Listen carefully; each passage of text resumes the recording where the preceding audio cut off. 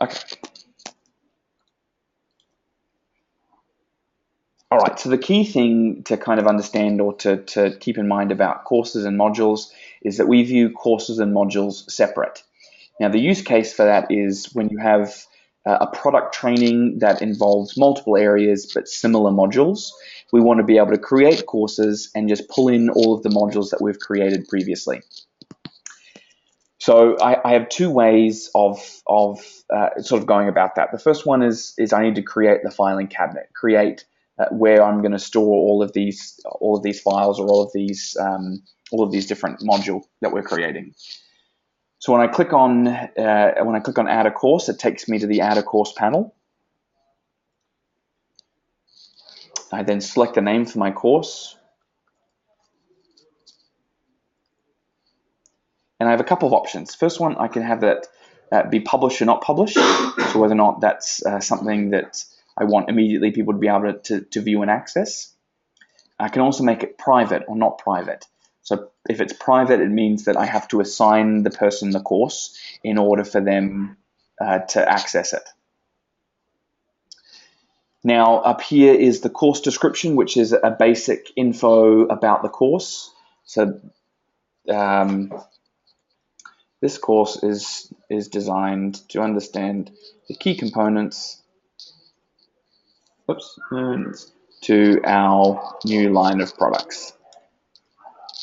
I'll then select whatever promotional image I want it to be. So if I have a particular photo, so here's one of my colleagues yesterday at Oktoberfest, I could upload that wonderful picture of him, whichever it is, whatever the promotional image is. Mostly that can just be stock images of whatever the course also is. So I select my course promotional image. Now that's the image that appears as the thumbnail. Now if I instead wanted that thumbnail to be a video, so when they mouse over the thumbnail of the course, it could play a 7-second video which said, welcome to the product training for this new product line that we're bringing out. So that would mouse over when they went over the course. They would see a small thumbnail of a video instead of an image. So that can be another good way of approaching it purely from a look and feel perspective. Last of all, here I can upload the certificates.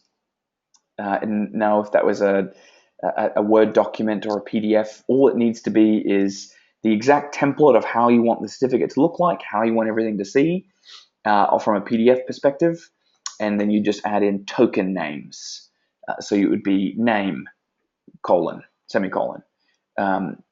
And that would pull in or mail merge the fields from our system as to the different fields that you wanted it to be. So certificate number or date issued, all of those could be tokens that you could pull in. And I'll provide a list of what those tokens would be if you're creating custom certificates.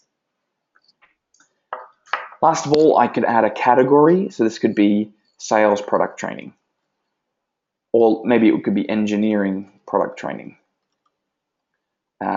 But let's call it sales product training, or maybe just the category of sales.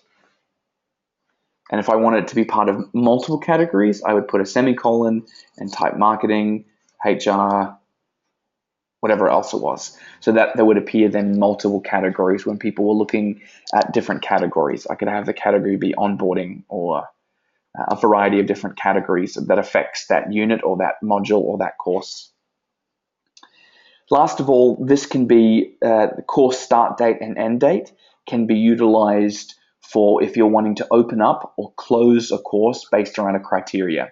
So if I'm doing a compliance course and I'm saying everybody must complete this before the end of December, I could then have the course end date be the 30th of December, and that course would shut down. That way it can provide a way of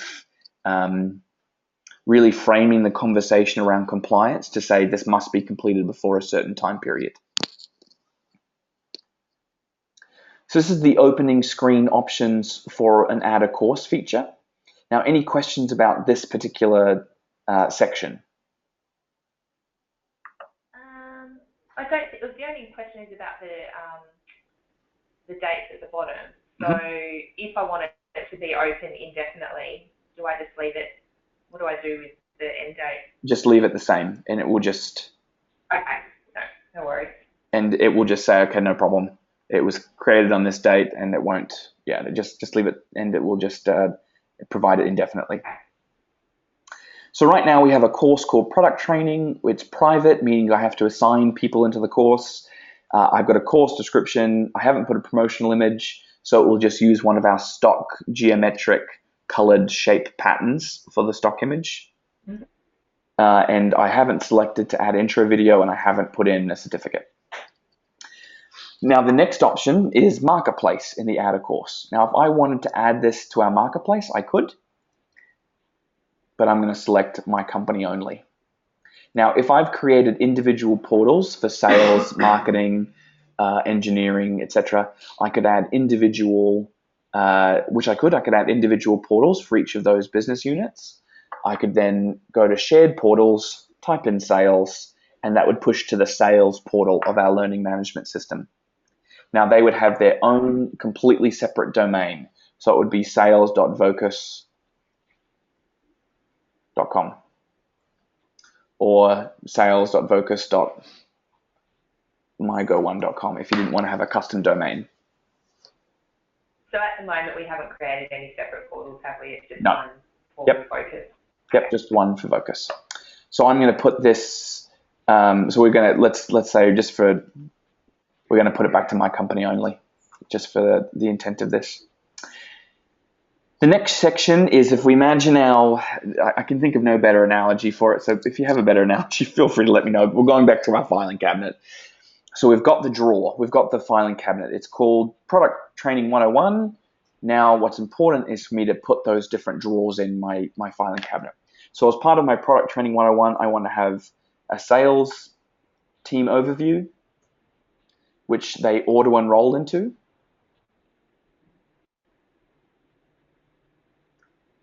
Now I can have that be a welcome module, or I can have everything be an elective. But most commonly what you would want to do is have that be a welcome module. So maybe this particular module is purely an overview.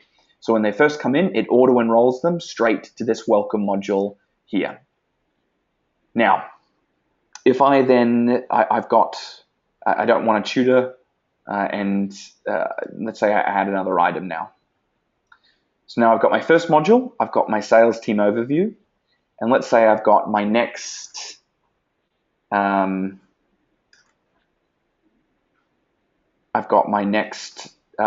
which is called the AE role. Now I want this to be dependent upon completing the sales team overview, which is this one just above. Right. So this is the welcome module. Yep. When they go to the next module, I want it to be dependent upon completion of the first welcome module. Okay, so now I have my two modules. My first module is my welcome module. My second module is I have to complete my first module before I move on, and I have got my AE role is my second module. But let's imagine that my next module, I need to create something. So I create my module. So now here I have my new module name. I want to call this one New Product 101. So my next module, my third module, is called New Product 101. I add a description to say this is one of the core products that you'll need for your first 3 months. I don't know. You'll learn, oops. I'll click my 1, 2, 3 button here. You'll learn how to sell the product, how the product interacts with our other products, who to speak to if you have questions. I don't know. And so that's, now I've created sort of a little product description, and at the end of this I'll show you what all of these different things will populate into. I then pick my image. If I want to leave it blank, it will just use a stock image. Maybe I wanted to pick a video. So now I have my new module called New Product 101. Now I wanted my New Product 101 to be dependent on completion of the AE role. Okay, so now just for an overview, we've got my welcome module that's auto-enrolled. I've got my AE role, which is dependent upon completion of the first module. And then my third module is dependent upon completing my second module and is called New Product 101. Does that make sense so far? That's all, we got it? Okay. Now, I have a couple more tabs that I can choose. Now, I have my notifications panel. So when somebody is enrolled into the course, if I click this button, it's going to send them this email, and they'll be able to click straight on that course and go straight into the course that they've been enrolled into. Now, the benefit of this is if you don't want them it's about eliminating the barriers to learning. So you have step 1 through 5, which could be log into portal, go to company courses, click on the new product 101 course. Instead, you could just mass enroll the people that you wanted to be into this, and it would send them an email saying you have been enrolled to product 101. And they click on that, and it will then automate all of those processes for you, so that kind of eliminates some of your administrative need. Now, we have single sign-on, which means that they can sign on with their company ID or their company details, as long as we've imported their company profile into the system. So I can. A quick question about importing users. Mm-hmm. I need to have everyone uploaded before I can add them to a course. Is that correct? Exactly right. Now you can do that manually and have that be one by one. So you don't need to mass enroll everybody, but probably the better way is to have everybody sort of in the system ready to go, and then you just push them into whatever it was. So if you have a HR system, you can download your employees as a CSV. You give me that CSV so that I can understand the column headings, and we can update your particular portal so that we have the details of what they need or what our column headings need to say. Which it probably doesn't need. It just probably needs to be employee and email address, which is already right to go. It doesn't need any customization or configuration. And then you can dump everybody straight in import users. Does that automatically create a login for them, or do they need to do that themselves? It will automatically create a login. So I'll come back in this a little bit to the import users function. Sorry, I know I'm jumping ahead. No, you're right. That's what's important. So that helps me understand what we need to focus on. So after we finish creating our course, and I'll show you how to create a module, we'll then really quickly jump into the import users function. Okay, so this one here will automatically send that notification. Sorry, all I've been doing was from the home page, inviting users. I think that's all I've done. Yeah, no problem. Because we've only got, I don't know, 15 people. Yeah, no worries, that's fine. So the alternative to that is when we just dump everybody in, and that way everyone will be there. Yeah. Now, as a part of that import user function, you can have a column called course, and you can have everybody enrolled into course 1 or course 2. Okay. Now, when I go up here to product training, when I click save, I can do it now. It will populate a course number for this course. And all you have to do is when you're importing those users, have a CSV column heading called course and put in the number of the course you want them to go into, which may be course 1 or course 5 or course 10. And if you're importing all 600 users and you want them to have a variety of 10 different courses, you just have to have them separated by a comma and have all of the different course headings that you want them to be in. But I'll show you how to do that in a second. So now we have I've clicked save, and it's taken us to our new course. So it's taken us to the manage courses section. I don't see my course here, so I go down to go to the next page. All new courses will appear like this. I can sort by course ID. If I go back to page 1, I can sort by, do 1, 2, 3, 4 like this. That way, when I go to the second page, so you'll see here course ID is 16. So when I'm importing users on my CSV, I have a column heading called course, and then I type 16 next to the employee, and it will automatically, when they're being imported, enroll them straight into course 16, which is for the product training 101. Okay, Now, if I click, now I have my product training 101, and I click on here, and I can then see all the different modules that are in my course. I have here my module sales team overview, AE role, and my new product. I can now click edit on my new product 101. And this will kind of give me the breakdown of everything and go back into this product that I wanted. Now, this is the only part that's confusing, and this is the part that we're changing in 2 weeks. But for all intents and purposes, this is still going to be important. Now, in order to now update the content that's in new product, I have to go to somewhere else because we view that this as a filing cabinet. So when you're creating a new course, we want modules and courses to be completely separate. So I've created my module called New Product 101. But where I actually build the content for New Product 101 is actually in the module section. And this is what's changing in 2 weeks, but it's still going to be important in terms of navigation. So if I click, now I'm here on my homepage. When we started, I clicked Add a Course. And tell me if I've confused you, because I confuse myself frequently when sharing this part. Now, I now go to Manage Modules instead. And this will be a breakdown of all my different modules that are in the system. And here I can click on my new product. This is my new product 101. And here is all of the content that I can build out as part of new product. So here I can add my assessment. Here I can add my resource. Or if I'm adding a SCORM or a tin can file, I add them here. But let's, for argument's sake, let's add a resource. So here's my resource in module product training 101. I want to call this Cisco.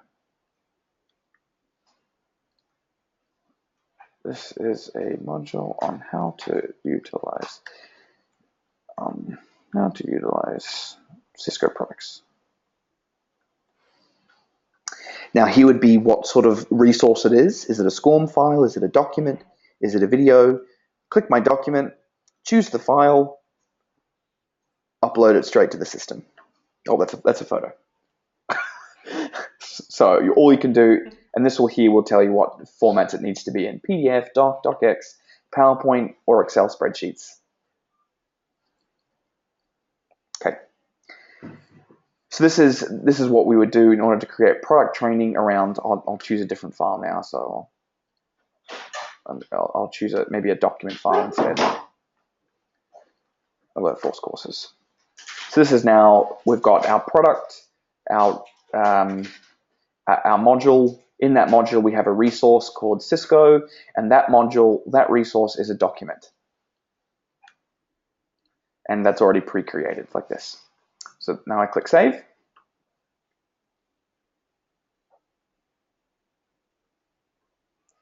Now, if my new product training course had, let's imagine my module called New Product Training, and I wanted to put in there sort of just an overview or a breakdown of 10 of our courses. So now I'm adding a new resource. I'm going to call this one Citrix. I want this one to be a video. I find my video, upload that one, and that's going to be maybe a webinar, a recorded webinar from one of our product, our SMEs or one of our product managers. I then upload that video instead. Click Save. Now let's imagine that I wanted to just provide I just wanted to type. So this is a WYSIWYG editor, so this will just appear as, so you don't need to know code or anything. When I'm creating this module, or this extra section of my module, this can just be we utilize 5 different types of Microsoft courses. We talk about SharePoint, maybe I'll put bullet points in. SharePoint, link, server, Exchange. And let's add Office 365. So this will appear in my module as purely a text field, and I'll show you how this would look like when we're all finished. And then maybe I wanted to also add a video component of that.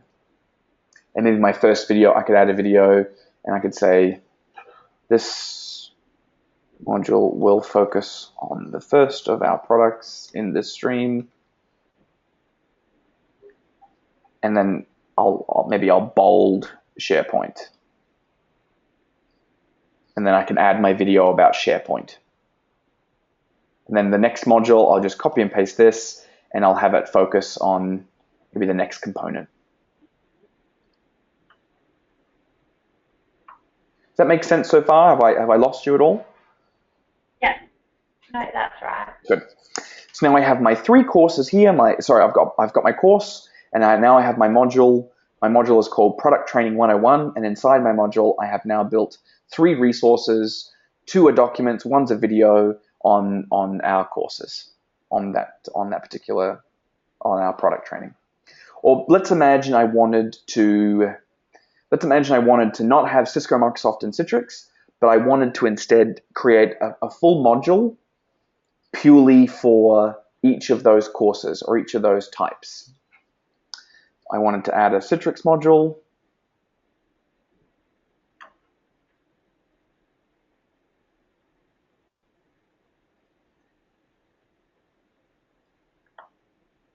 Okay, now that I have my Citrix module name, I have my new product called Citrix. I'll go into it, and then I similarly add those resources in. Now, I haven't got my Citrix module inside of my course, so then if I now go back to my courses,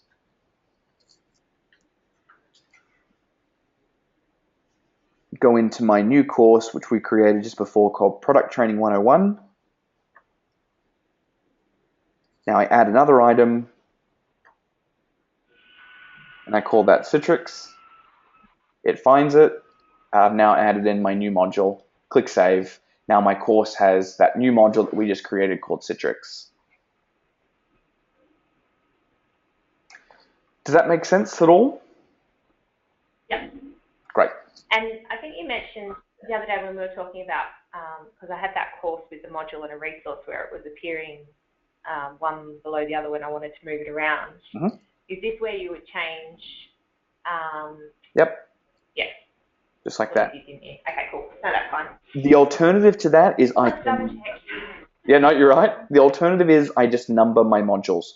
So if I wanted to not have to worry about it, I would just go new product is my module, and I would call new product instead O1 or O2, like this.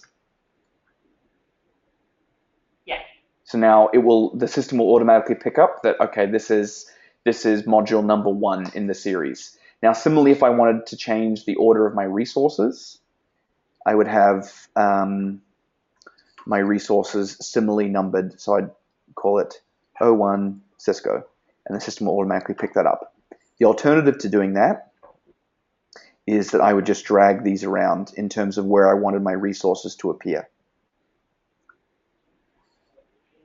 So I hate to sound like a broken record, but I want to just quickly go back through the separation between modules and courses, especially someone who's never used our system before. So when I'm creating a course, I'm just creating the filing cabinet where my courses go into. I create the structure, I create what that looks like, I create all the different, I can change the order from how that functions from my add a course feature. If I am then creating modules, where I add the content for those modules after I've created the module name is in Manage Modules. Now that will change in 2 weeks, but it's still important if anyone is looking at doing it in the next 2 weeks that they see that change. So then I've created my new module called Citrix. I go into it and I add my resources and build that out. Now that will automatically populate into every single course which involves the word Citrix. If that's part of 50 courses, it means that I only have to go to one place to update content instead of going to 50 places. And that's the use case for that, is modules need to be separate because they need to be dynamic and fluid and changing and updating. And we don't want you have to do that 50 times in order to have that feature or that functionality. Cool. So for example, we're using uploading this content from our instructional designer for product training. Mm-hmm. The best way for me to do this is to create a course called Product Training. Then what I've asked her to do is to break up. We're going to break it up into what we're going to call scenarios. Mm-hmm. So basically looking at each product as a separate scenario. So be individual SCORM files for each scenario, which will effectively be per product. Yep. Is the best way to manage that to create a module for each SCORM file, do you think? That's what I would do. So it might be, for example, so it might be like BroadSoft would be a scenario which would create a module of, and then we could add any extra content that we wanted to down the track if we wanted to upload more than just the SCORM file. Okay. I would add that module, name it, and then go into my manage modules and build out that content. But here I could add everything. It kind of cuts a process for you, because I can just go to my module screen here and then just add all of my different products, just one after the other, BroadSoft, NetSuite, everything that we need. Right. VMware. And use in other places if we need to. Exactly right.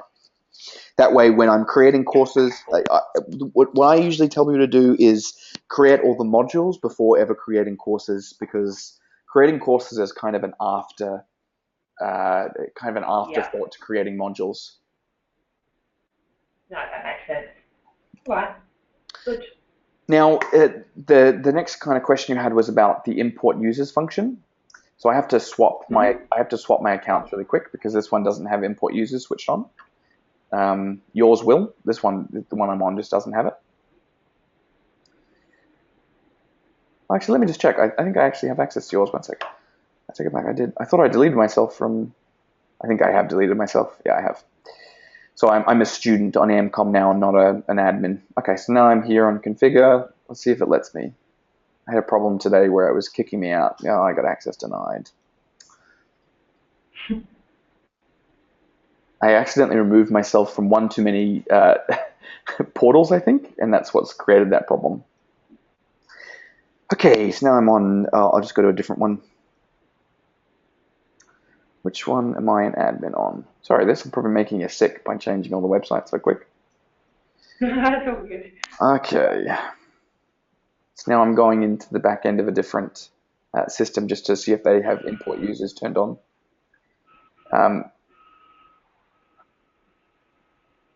Oh, I think my internet's struggling. Okay, so the basic, the idea behind this, let's see if I have users. Okay, this one isn't switched on either. Okay, so what I'll do is I'll send you the screenshots of the import users as well as the sample CSV file. Now, I can add users individually from here, from the backend portal, like add student, but there's another button here that should be called import users, and that will just be a CSV file that that you can just add in. And now that will just be literally an Excel spreadsheet, which will have column 1 name, column 2 email, column 3 course. That's all you need. So if you have all that sort of data, and if you've created courses which are called course 1, 2, and 3, you'll then just be able to dump everybody into those different courses, and it will send out those notifications. However, as part of the implementation, I'm happy for our support team to do that. So if you just say, here's a list of all of our staff, I want this department to be in sales, or however you want us, we're happy to do that as part of the implementation as well, to save you the trouble of that, and for you just to focus on courses. Cool. Now, all of those people will be students. They'll log in, they'll see the particular course that we've created for them, and then they'll have that ability of accessing the content you've created. Now, the other great... Now, with the administrators, is that... Sorry, with the administrators, is that something I'm able to manage, who is an administrator? Yep, so you'll go manage students here. And let's say I want to add 5 of the people that are in my system. Let's say I want to just search for my student. I'm going to search for Brandon. And I want to make, I'll click on Brandon. And now I want to make Brandon an admin. So I'll go edit on Brandon. And I could just make him an administrator. Click the box, or unclick the box there. Now, if I'm viewing Brandon, I can also see a sort of snapshot of everything that he's done, all the courses that he's in, the course results, or I can just view a whole My Results tab here from anything that Brandon's done. But this is where I would manage Brandon as an administrator. I can see all of his activity, that they've been enrolled into these 10 courses or these 30 courses. Sorry, and then I can see the courses that he's specifically enrolled into, that I also am enrolled into. So what I'll do is I'll make sure that the import users is switched on for your instance. I'm fairly sure that it is. So here on the side panel, when you go to configure and go into the back end, if you click users, you should have the import users button. I just don't have it on this one. You should have the import users button, which what I might do is just quickly try and fix that problem so I can show you that really fast. So let me just quickly do technical things.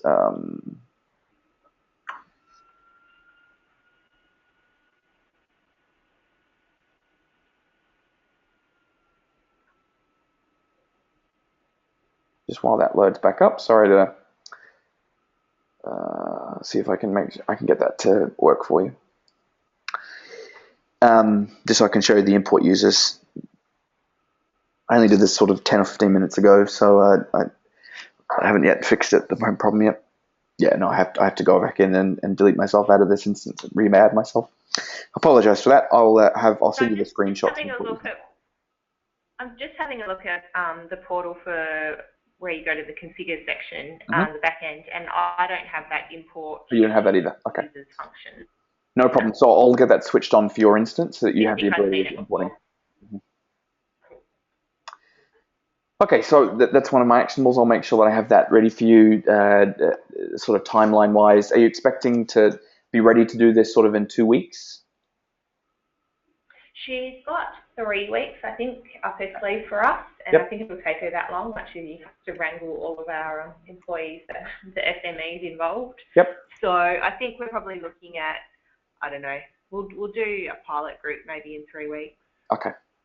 What I'll do is I've got you right now on just a free forever 50 user plan, but what I'll do is I'll activate your plan, and so you have all of those features and update. What that will do is update your instance to the current one, and so that when she comes on board, your system is right to go. And what that does mean is I'll do up a small contract for a 50 user plan, which is $3,000 for a full year.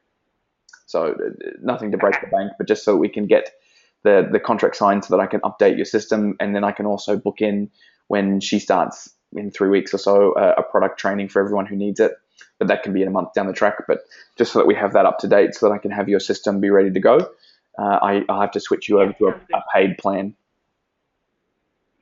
Can I get you to put Denise as the contact for invoicing purposes? Certainly can. Now, do I have the right address for that as well? Able to pay that. I'll actually just from your pocket money. I'll get you to do the Sydney office, which is I can't remember the floor number. Level 1, 189 Miller Street, North Sydney. Okay. Level 1, 180. Yeah. Okay. No problem. I'll have them. I'll send that through to her. Great. That would be great, and I'll give it background. Yeah, exactly right. Just randomly send invoices. We haven't spent any money yet. Good. Okay, so that's kind of the background and how to create a course and how that functions. How courses are like a filing cabinet and the modules are drawers. That it's best to actually create the drawers before you create the course.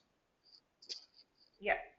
And the last thing we went through is I'll switch on import users for you, which is under the user tab, import users, and in that section it will give you how to dump an Excel spreadsheet into there. Awesome. My last question is around the homepage itself. Sorry, I'm just going to go back into it so I can remind myself what it looks like. Is there anything we can do to change the background pictures? Is there anything we can do personally, or is that something you guys have to update for us? This section here? Or... sorry, I'm just... Yes. Okay, so this section here on the front panel? Yeah. This one is only updatable... this one is updatable by you. Let me just... Okay. This will test me tomorrow. This will test me whether I can remember how to get to that section. No, you're fine. I know. Not this section here. Our marketing team will want something cool there. Yeah, exactly right. Yep, agreed. Okay, so I'll go back into configure. And up here, I'll click this little cog, the system cog. Yep. And this will bring me to a whole new set of panel. So just to show you what I've done. So up here, each one of these has a different panel. The home button is the student. This one is the administrator with all the LMS, the users, the reports, the marketplace. And this one here, the system will bring up a whole set of new features along here on the side. So I can look at. I haven't even looked at yet. Exactly right, which is fine. And here I can do a whole series of things. I can look at like regional settings, so changing the sort of default times for everybody, especially if, let's imagine the default time zone is actually going, goodness gracious, that was a big drop down. Let's imagine that it actually was, you're on a different time frame, which is like Hobart time, or maybe you're on Perth. Let's use Perth time. That's a good example. Where's Perth? Oh, we don't exist. There it is, Perth. I found it. There you go. There we go, Perth. We found it. So now we have users are in this time zone. There's a couple other different features along here that you can just play around with. If you've got multiple, a couple of features in here that probably aren't going to be big, but being able to have people call straight from the system, all of that you can do, but probably isn't going to be important. Now, if I click here on LMS settings, it's either in LMS settings or in content.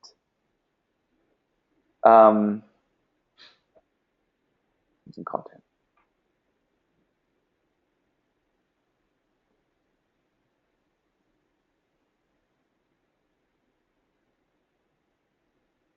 So this is the student welcome. So when it first sends out a student, when you first provide somebody a user, you can customize what that would look like.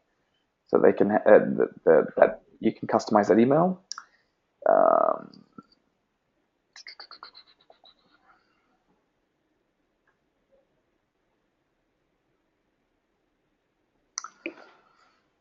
Maybe it's in.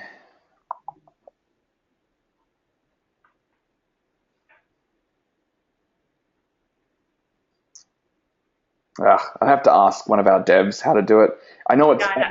I know it's staring me right in the face, but I cannot for the life of me find it. Deactivate website registration. Yeah, I'll send a screenshot of one of the devs to quickly send it through. That'd be great. It's just how to, because you can update all of those. The only thing that you don't have control over is what this main panel. Only we can change what this main panel looks like. This main with logos, etc. But yours is sort of right to go on that area. So, you can, but for the life of me, I apologize. I cannot remember how to change that one little image, but you can. Cool. Yeah, we're just doing a bit of work on values and branding at the moment, so I know they're keen to put interesting stuff in there when they can. Yeah, of course. No problem at all. I give up. I'm just going to keep clicking around until I find it. And terrible use of our time. Okay.